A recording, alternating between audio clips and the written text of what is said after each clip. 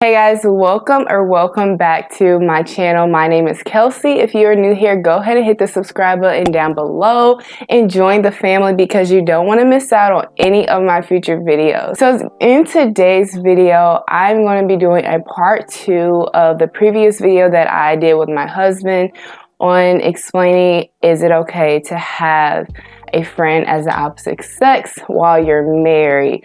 So I got a few questions on that video, so I am going to answer those questions and just kind of dig deeper into this. And if y'all hear any outside noise, I'm literally right by the window. I'm just really hot right now, so that's why I got the window open. If y'all hear any like background noise or anything, just know that that's outside. So we are going to get right into the video.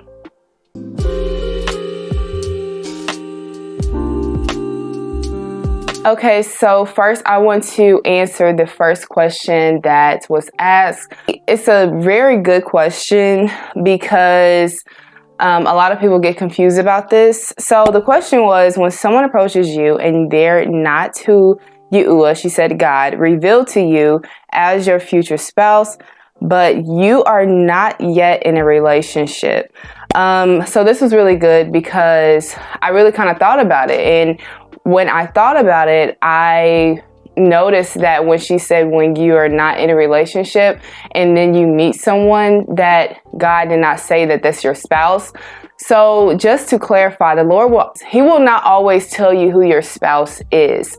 You have to really think about, what did you pray for in your spouse? And do you see those qualities in that person?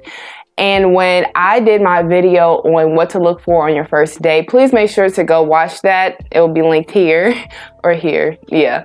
So please make sure to go watch that so you can understand what to look for in that individual when you are wanting to pursue a relationship or marriage, dating. Please make sure to go check that out. But yes, this is something that you really have to pray about. If you don't see those qualities in that individual, then that's not your future spouse. Because like I said, the Lord does not always tell you who your spouse is going to be.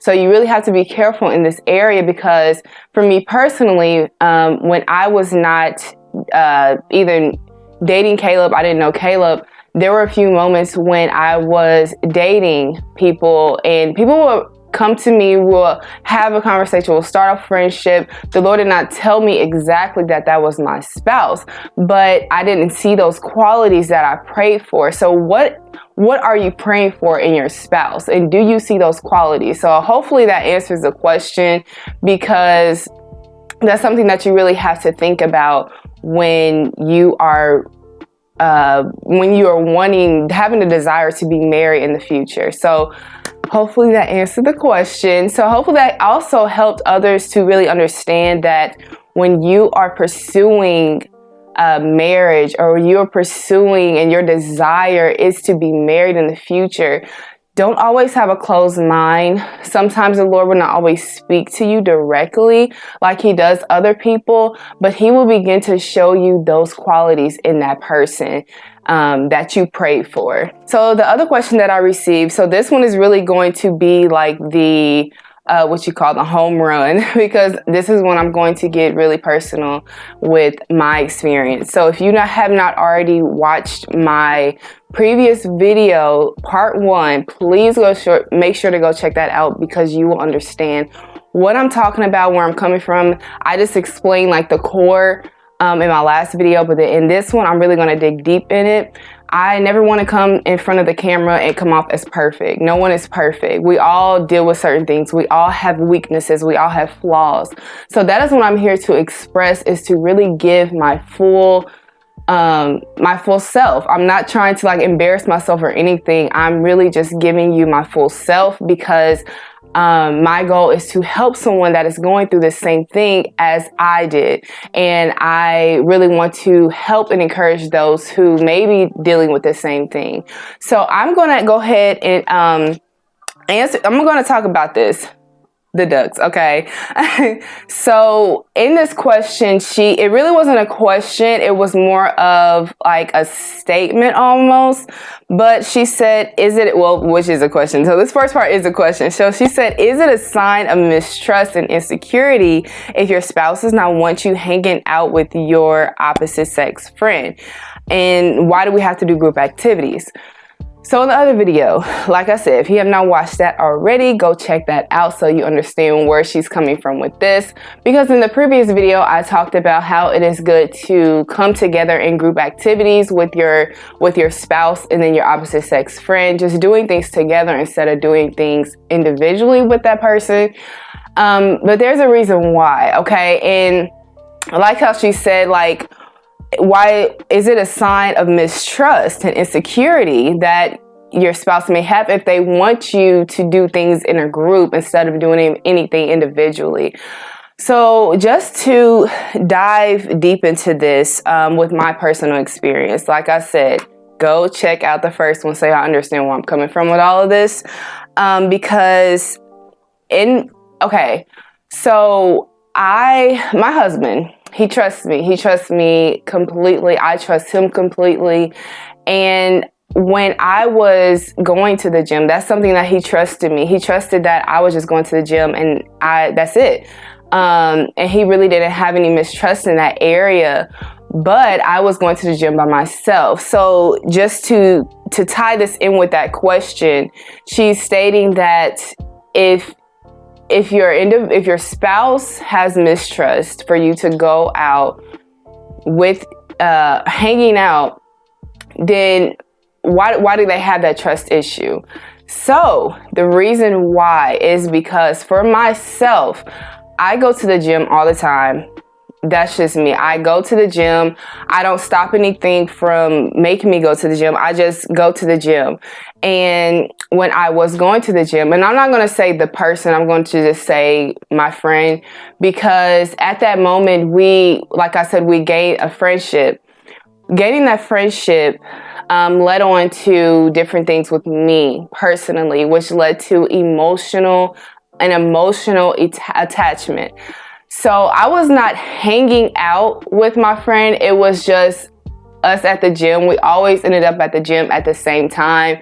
It was also like me, my friend, and then also like one of his close friends. We were just all working out together. So it wasn't like a hanging out. It was more of just we at the gym. You know what I'm saying? We at the gym working out and we're here at the same time. But when we first met, like I said in the previous video, we became vulnerable. He began just telling me about his past and everything. But for me, I'm just going to say, like, what was I dealing with? There was emotional attachment that happened. So if you don't know what an emotional attachment is, so an emotional soul tie. So if you know what a soul tie is, a soul tie is when you think of a soul tie, you think of it like a physical soul tie. You think of two coming together having sex, and their souls literally combine. And when if you're not married to that person, say if you break up with that person is still left with you, and you're still dealing with the thoughts, all different things that comes to your mind when you guys aren't together anymore. So the same thing can happen emotionally. You don't always have to have sex to create a soul tie. A soul tie can happen emotionally. If you begin to be with your opposite sex friend all the time and you guys are talking and just getting to know each other more, there's an emotional attachment that happens. And that's what happened with me. So some of the things I dealt with was also having dreams. I would be confused. I was also having the urge to always check up on him. And like I said, this is something that I'm not proud of, because who wants to even talk about that? You know what I mean?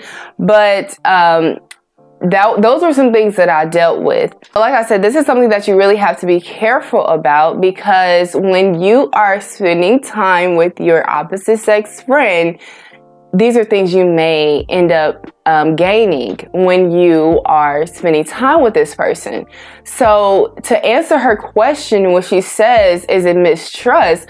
Your spouse can trust you completely to do whatever you want to do, but you are going to end up dealing with the mental, okay? Because literally mentally that can mess someone up, especially if you're married. So that is why I say it is important to do group activities so you won't gain these emotional soul ties. And like I said, I never did anything outside of my marriage. It was just more of working out together, a few phone calls or whatever. Like I said, I had that urge to check up because with a friendship, that's what's gained. You want to check up, you want to text, you want to just talk.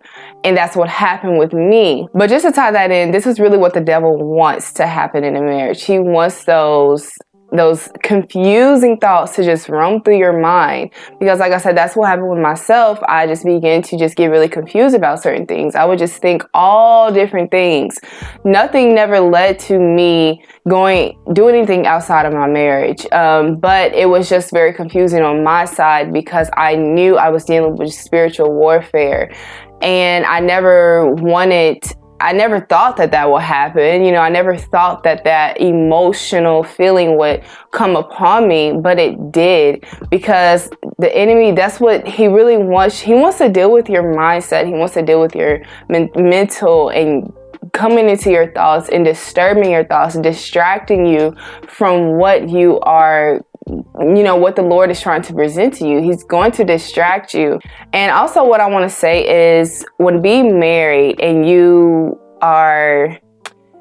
still have those opposite sex friends, it is good to call them bro or sis, because then they're really viewed as a sibling instead of a friend. Because a friendship, those doors can be open to anything. A friendship, the doors can be open to anything.